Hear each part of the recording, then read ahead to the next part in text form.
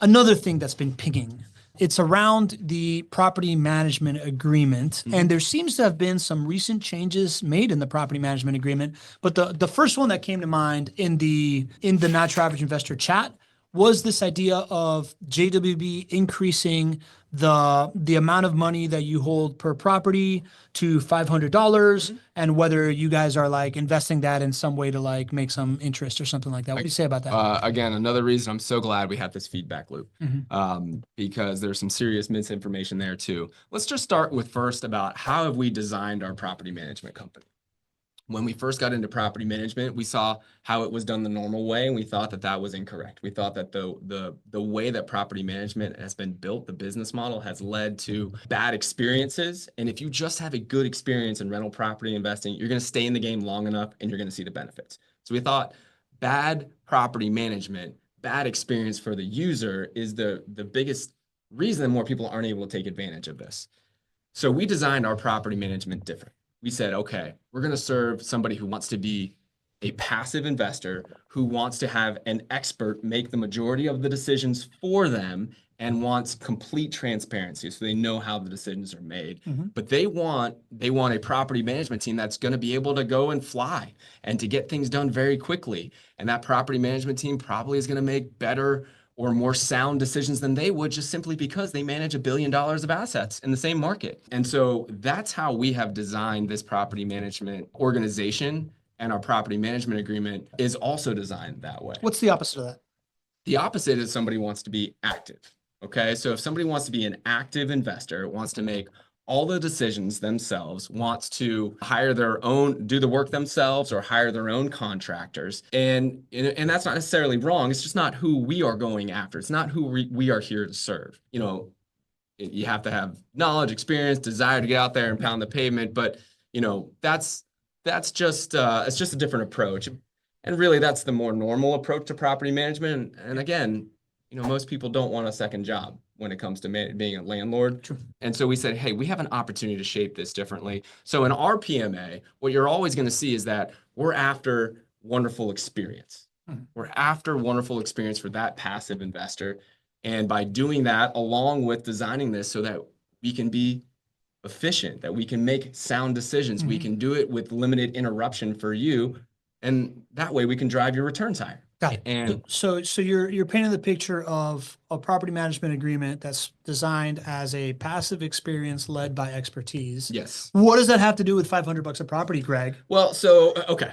So we continue to make changes to our PMAs over the years, right? We've been doing this we started a property management company in 2010. So that's 15 years now. So as you can imagine, there will be things over time that we either understand as a good opportunity to change, or inflation happens and the dollars need to change and what happened.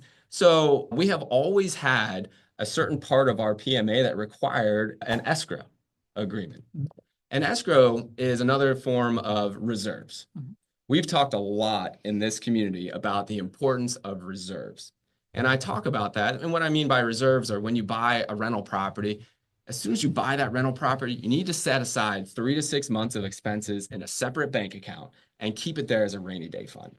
And so the reason that's so important is because, again, it's about experience. That is going to be the most painful part of your experience as a rental property investor when it comes to maintenance costs and vacancy costs. So just set it aside. Know that it may happen, and that way you don't have to dip into your personal bank account to take care of that. So there's your reserves, which is the responsibility of the client to do. And then there's escrows. Escrows is a small amount of money that we require every client to keep with JWB, so that, number one, we can ensure a great experience, and number two, we can act quickly to take care of small situations for your resident or for the client.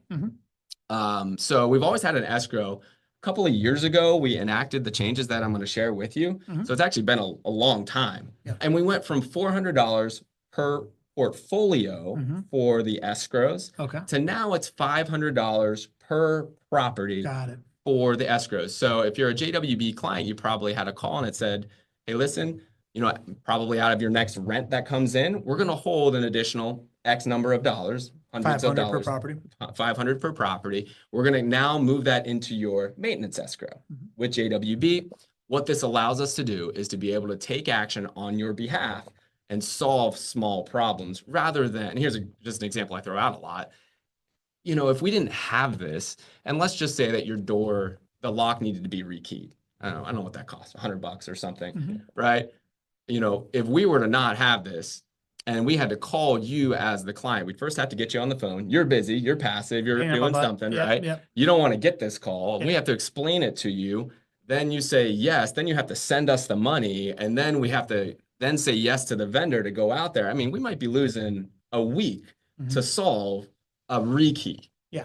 And what people may or may not understand is that it's every day a vacancy is costly. It might cost you 50 to 75 bucks a vacancy. Yeah. Cost every day your property sits. And not even vacancy, like unhappy resident that may not renew, which leads to vacancy. There you go. Right? Either one of those. Yeah. Right. Either one of those. Yeah. And there was just so many steps along the way. So it was $400 per portfolio. Inflation and honestly just trying to get closer and closer to helping clients give an adequate amount of reserves. Yeah.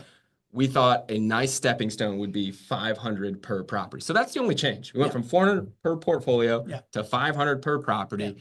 And we have the ability, just before we had an amount that we were able to act on your behalf. It's that same amount today. It's $500 per incidence that we can act on your behalf. It's $500, and it's the threshold, is the maintenance threshold. Yeah. If I have 10 properties, that $5,000 probably not life-changing for me either. But if I was to add up 6,000 properties, $500, that's a whole ton of money that you guys could be making interest on. Right. Is this money that you guys are putting to work for yourselves, or is this completely set aside? No. We cannot take your money and then go and invest it. We cannot earn any interest on your escrow money. It is not allowed for us to do that. So exclusively done to set aside for this. Absolutely. Okay. I'm glad you answered that. I'm glad you answered that. You pass.